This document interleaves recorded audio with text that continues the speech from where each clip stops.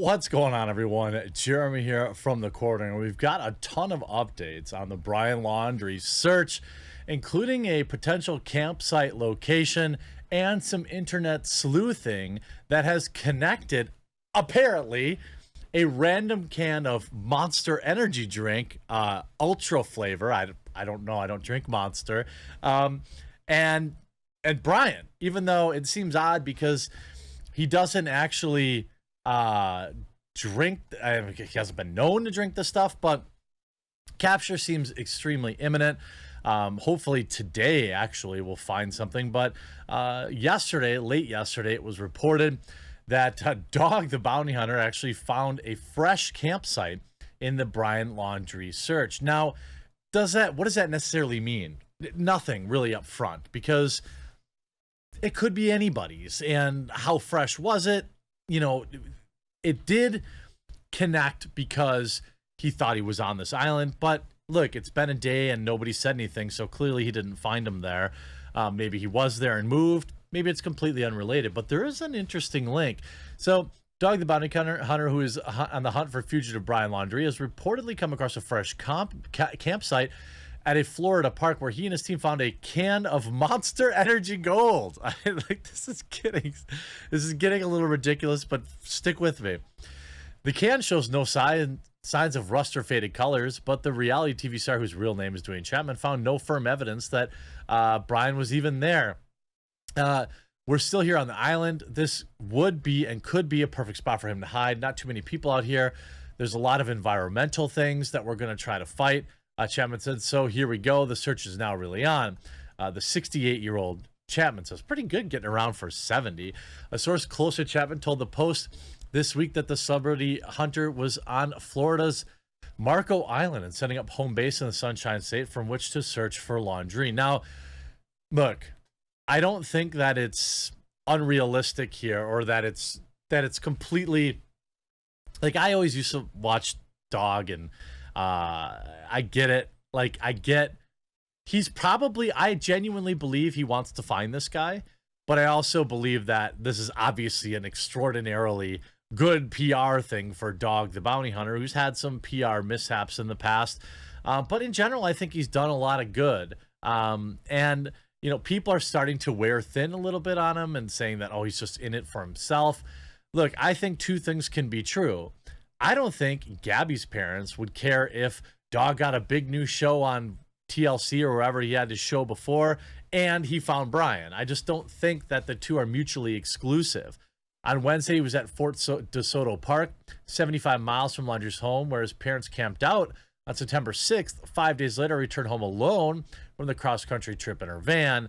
Now, what's interesting here, you see, Laundrie has not been charged in anything. He's only a person of interest, which, of course, was ruled that it wasn't an accident.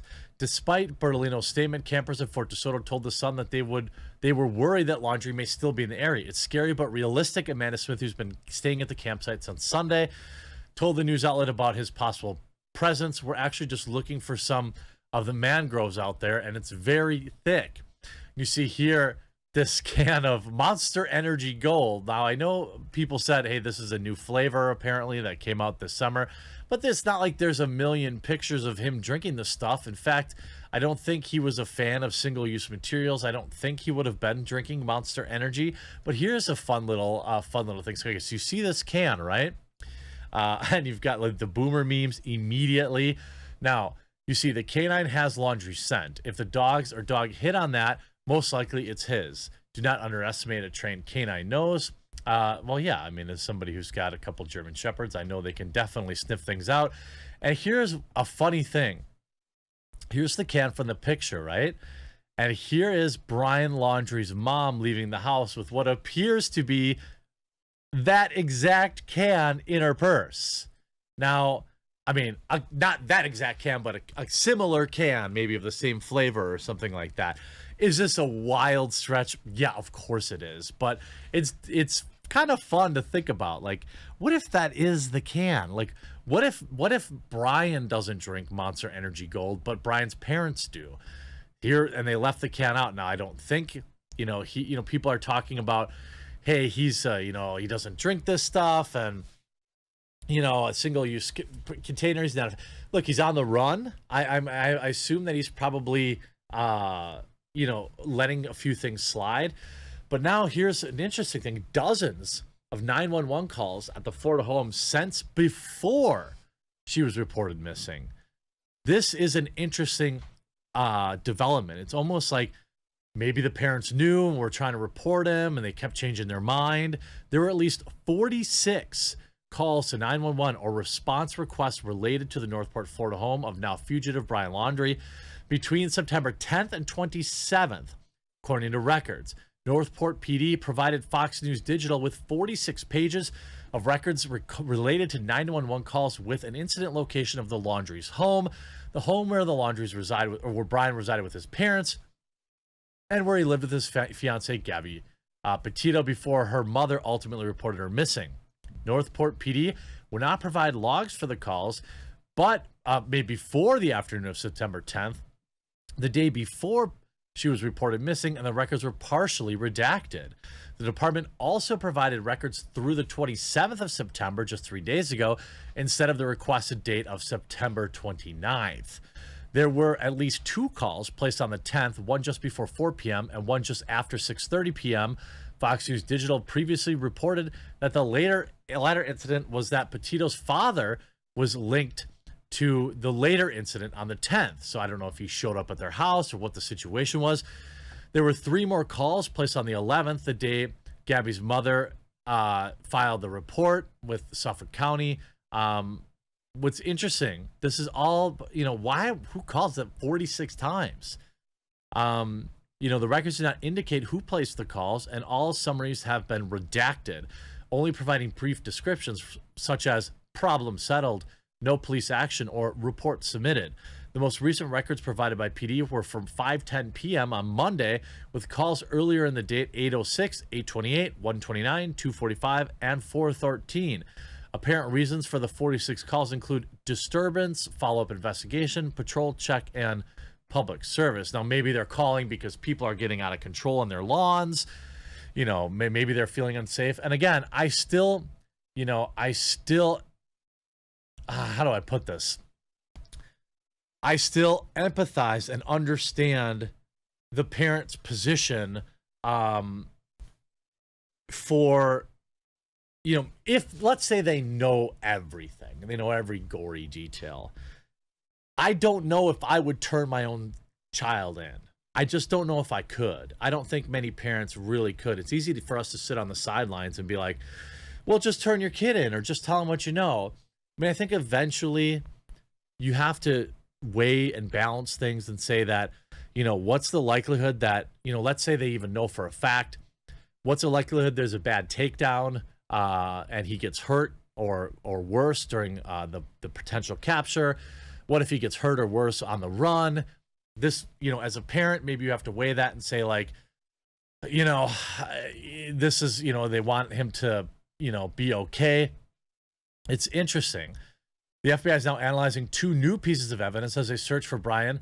They have turned, obviously, a brand new phone just days after he returned to Florida without Gabby. The attorney for the Laundrie family told 8 on Your Side that the phone was purchased on September 4th, and Brian opened an account with AT&T for that phone. It is now in the FBI's possession.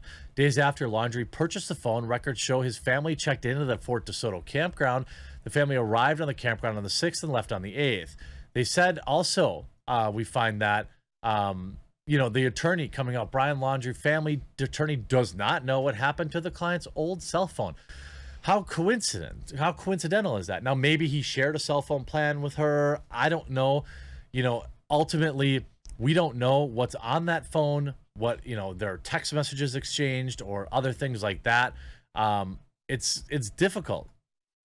You see a lot of people talking about this new cell phone and what it could potentially mean.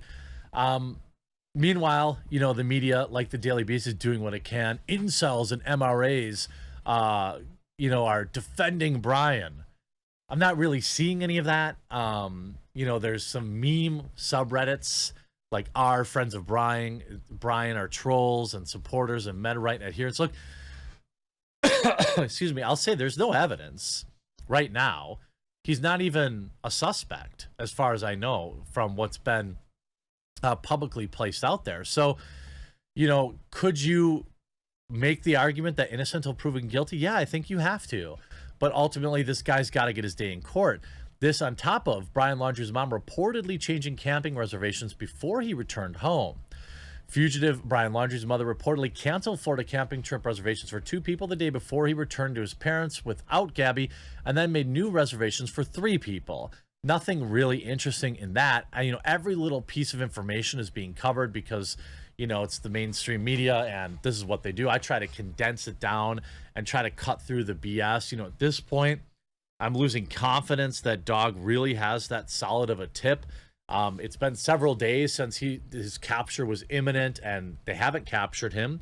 I think, the FBI is obviously doing their thing with the technology side of things, and it's going to be interesting to see. I mean, it's certainly a fun time to be alive where we've got, Limp Bizkit releasing a new song, Papa Roach releasing a new song today, and Dog the Bounty Hunter hunting down Brian Laundrie in Florida.